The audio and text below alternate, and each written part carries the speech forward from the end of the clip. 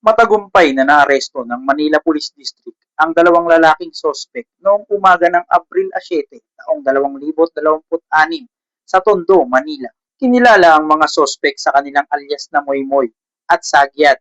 Nahuli sila sa PAS compound ilang oras lamang matapos ang insidente. Tinutukan ng patalim umano ang biktima at nagdeklara ng hold up. Kinuha ng mga sospek ang kanyang cellphone, 2,000 piso at wallet na naglalaman ng mahalagang dokumento at agad na tumakas ang mga ito sa maagap na pagtugon ng mga tauhan ng Rahabago Police Station.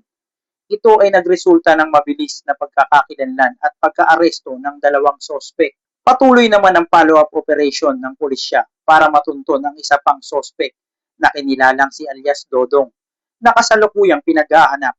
Samantala, kasalukuyang nasa kustodiya ng pulisya ang mga naarestong sospek at naharap sa reklamong paglabag sa robbery with violence or intimidation of persons sa ilalim ng Article 294 ng Revised Penal Code. Muling pinaalalahanan ng MPD ang publiko na maging mapagmatyag at agad na i-report ang anumang kahina-hinalang aktibidad sa pinakamalapit na himpilan ng pulisya sa oras ng pangangailangan o tumawag sa 911 Unified Emergency Hotline.